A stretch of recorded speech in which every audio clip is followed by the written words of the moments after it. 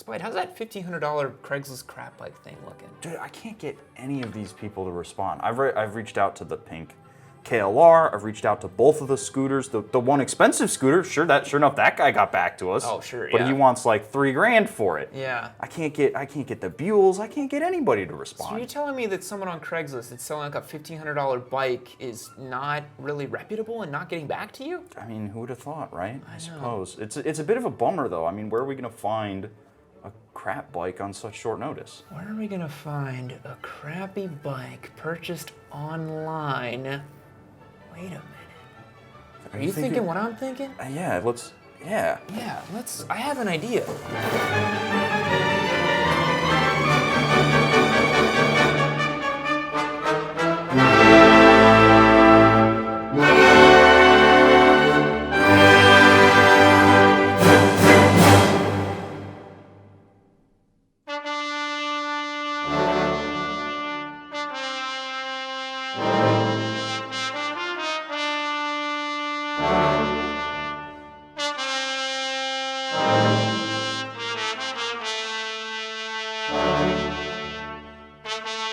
You ready? You ready? Ready for this?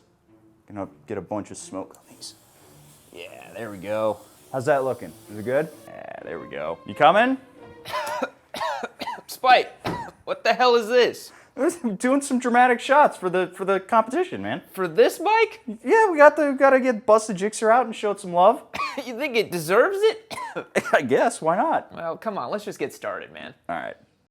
Alrighty everyone, welcome to a brand new video series we're doing here on Yammie Noob. We are calling this the Rival Bike Challenge to the mighty Gixxer 250. And we thought, what better motorcycle to do it with than Spite's own wretched DRZ over here. You've probably seen this thing featured in a couple videos, and you often talk about it on the Yamcast of how crappy it is and how beat up it is. And I was like, let's get Partzilla to help you out with your motorcycle. So tell us a little bit about it. Yeah, so this is my DRZ 400 SM. It actually is an SM. We checked the head stock. It wasn't some conversion.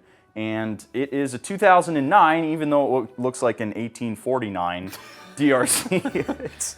It has been upside down. It has definitely been raced at one point. It's got like 27,000 miles on it. But it won't die. So I can't bring myself to get rid of this thing. But I also can't bring myself to fix it all up on my own. So yeah, it's a pain in the butt. It runs really well right now. I actually spent 2 hours tinkering with the carb and making sure it's all mounted up correctly last night. That was a lot of fun.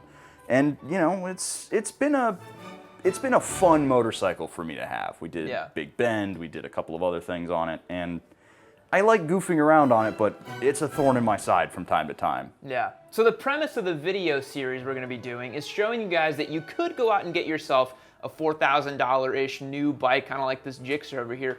Or if you really are a little bit more mechanically inclined, you could get yourself something used and then buy the OEM parts and buy the aftermarket parts to fix your bike up, make it your own, and make it even better. So throughout this series, we're going to be using our Discord boys, YouTube comments, whatever we can to source ideas to make this DRZ back to its former glory so that it can defeat the Gixxer 250 in battle. We've got a lot of challenges lined up for it, and don't you forget, we're also going to be scramblerizing and trying to fix this Gixxer 2 so it can compete against this DRZ, because right now it's not going to compete against the DRZ. That's my hope. I still believe that in some form or fashion the Gixxer is just going to be easier. I mean, it is fuel injected. You just turn the key and it turns on. Yeah.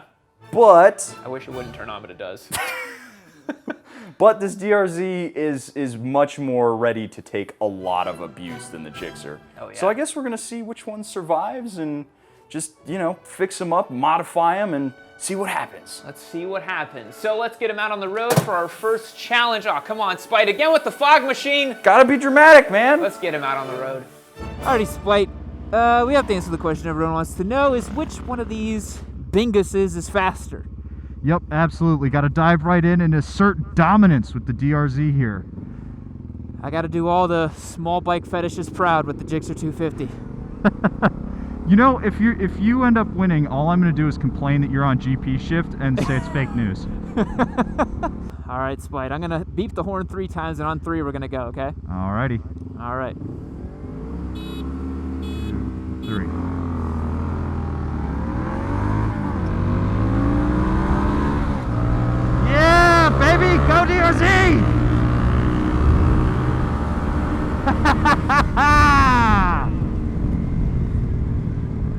Yeah, it's almost like having 150 extra cubes helped you out there, huh?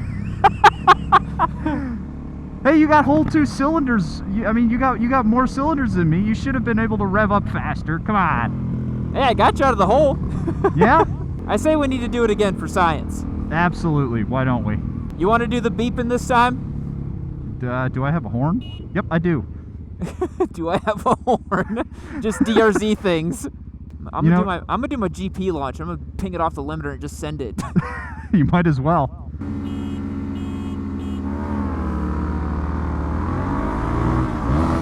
No, I missed second. Yes! Yes!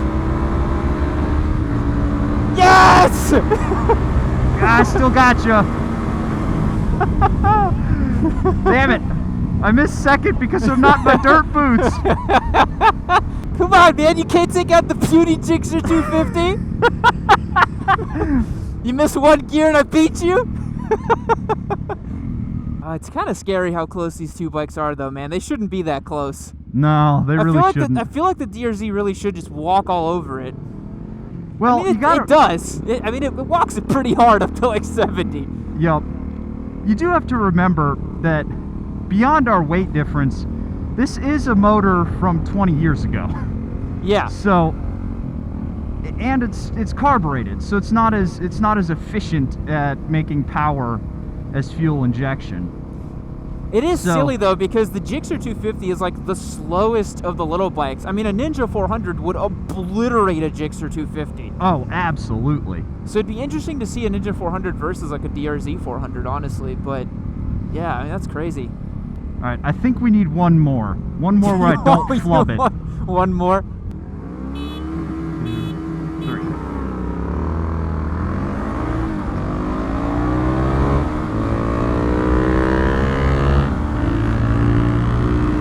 There we go.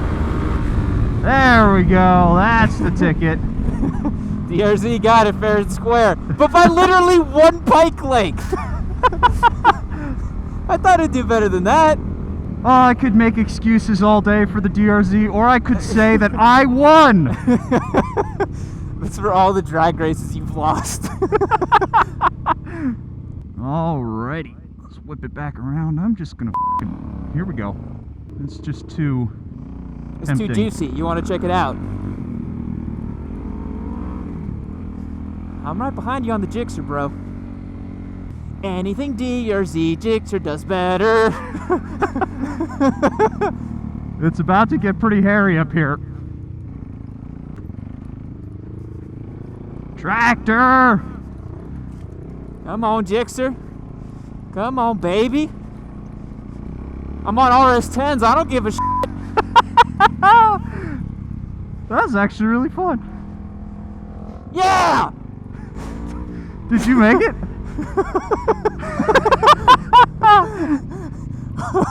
The Gixxer on RS10s. You know what, man? I don't think I know shit about riding off-road. If I just did that on a Gixxer with RS10s, why did that just happen? That was great. It wasn't even hard. Do I, like, what? Because I saw the bit you were going up, and I was like, oh, I'm probably going to dump this bike, whatever. And then I just made it up. It's incredible. Look at these tires. How did I just do that? What? Oh my god, I love this bike. It's so stupid. Maybe they are really comparable. Maybe. I can't wheelie worth a shit though on this thing. It sucks. Did you literally just yank the bars up? Yeah, look, this is first gear. I'm not good enough at wheelies to do it on this bike. Alright, Spites, it turns out that the DRZ can in fact decimate the Gixxer 250 in a straight line. However, I think your bike on those Shinkos right now doesn't do quite as well as my bike in the Twisties. Yeah, the Shinkos are far from what I would call a confidence-inspiring tire. Considering that I bought them for $50 for each tire, that's not shocking, I should say. Yeah, it's a little unfair because I went and balled out on the Gixxer and I've got, RS10s on here. Which, as we saw earlier, are perhaps just as good off-road as the Shinkos are. So yeah. I guess I just need to get a set of RS10s. Go that true supermoto life on it. One thing I will say about this motorcycle, and it's something that you're going to see a lot of used bikes have, is pre-adjusted suspension, right? So you buy a used bike, especially one like this that, you know, might have been a retired race bike. The suspension's set up for somebody else, and I have not bothered to set it at all. I haven't even had anybody look at it to make sure that the forks aren't leaking. Which, if they were, they'd probably be empty at this point. But the suspension is okay, but the back end of the bike feels like it's so jacked up, and the front end feels like it's ducked so far down in order to do some like true supermoto cornering where you kick that rear tire out a little bit. And it's super duper important to actually truss the suspension, so that's definitely one of the things that we need to do to this bike. Yeah, I think a great thing we could do is just, you know, take it to our local suspension guru, have the thing looked at, see if we need to get a new spring in the rear for your weight, and get that thing rocking and rolling, because I don't have adjustable suspension, so I just have to deal with what the Gixxer has given me. Which, how would you say, rating it 1 out of 10, how would you say it's doing? Honestly, it's like a solid 7.5. I'm pleasantly surprised by the Gixxer suspension setup. Yeah, I've definitely been on worse little bikes for sure, because it strikes such a great balance between absorbing bumps and potholes and stuff and actually being predictable on the side of the tire. And it's probably due to the fact that this is a global market bike, which has probably been designed to be used on unpaved and dirt roads, and so they had to kind of think of it in that way. I mean, it's got a mud flap, for God's sake, you know?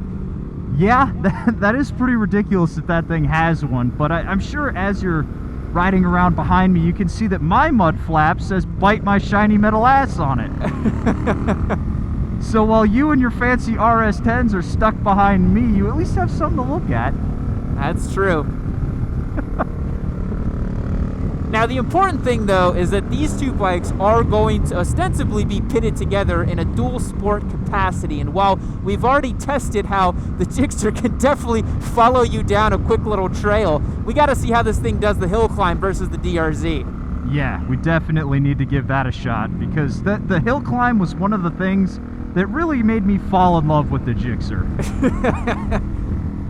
It's a surprising little bike, man. Yeah, it's pretty good. It's pretty good.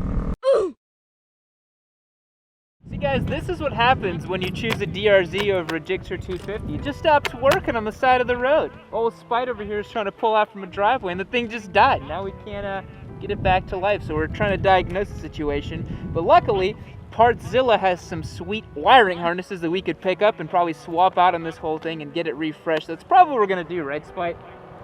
Yeah, I'm not sure. I've never had that happen before. I don't know what the problem is, and we don't have any tools, so I'm trying to think here. All right, Spite, I'm gonna go grab the Frontier and save the DRZ. An unexpected twist today on Yammie Noob.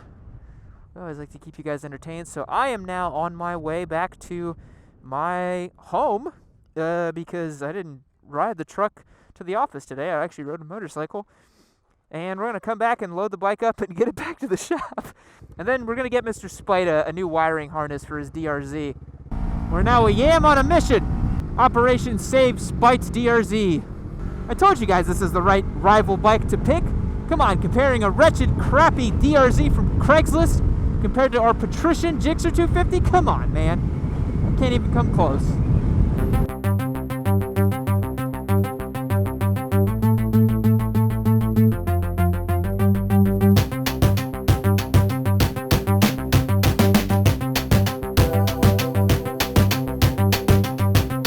Alrighty, guys, a little bit of an update on DRZ.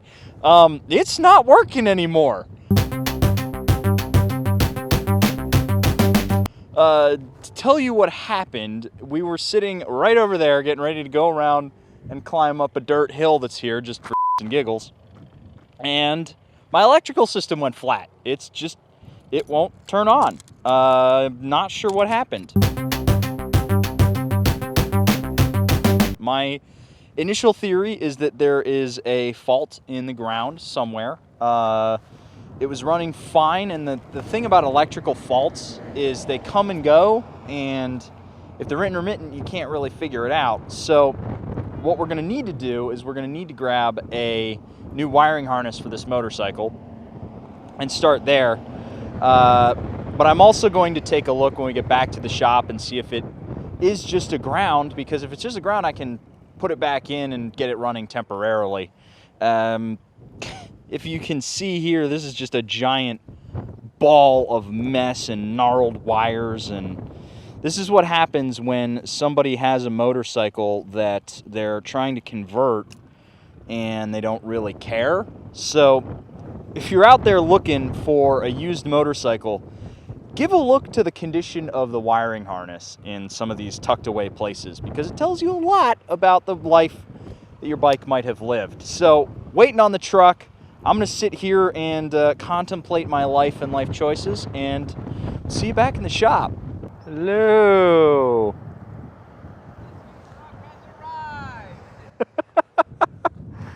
All right, let's get this piece of shit up on the car. Alrighty, everyone, we are back in the shop now after rescuing the Facebook Marketplace DRZ, and it proved itself a Facebook Marketplace DRZ by what happens, Blake? Well, best I can tell, there was a flat short somewhere in the harness to the frame, and that actually blew the 20 amp fuse that's in this DRZ. DRZs only have the one fuse in it, which is right here on top of the battery. Open it up, sure enough, the fuse is cooked, like proper cooked. Yeah. So something is wrong in this electrical system, and I've seen a couple of spots where we have a little bit of exposed wiring, some places where a short would be pretty easy. But hey, this is why we've got Partzilla. So we're gonna put a brand new harness in this thing and see exactly what it would take to actually make this thing really roadworthy. I've been slowly tinkering with it over the past little while, but now we're really gonna get our feet wet and see what it's all about. It honestly, with this kind of platform, it shouldn't be that big of a deal. No, honestly. I don't think so either. And for all of you at home who thought that we weren't getting a true crap bike, I mean, this literally died out on the road. That's what you'd expect a crap bike to do. So yeah, we're gonna start diagnosing it, figuring out why it blew that fuse. To your point, there's probably some wire that touched something it shouldn't have and it just blew the whole system. But again, that's why Partzilla is a proud sponsor of this video series. They're gonna hook Spite's DRZ up here, get a new wiring harness, all kinds of good stuff for this bike. And by the end of the series, we should have an awesome non-crap bike. That is the goal. Yeah, and we're gonna show you exactly what it's gonna take to turn a $2,300 Craigslist Facebook Marketplace DRZ and turn it into a proper motorcycle that you can be proud of. Yeah, and that may or may not destroy the Gixxer Scrambler in battle. We shall see. We'll catch you on the next one. See you later.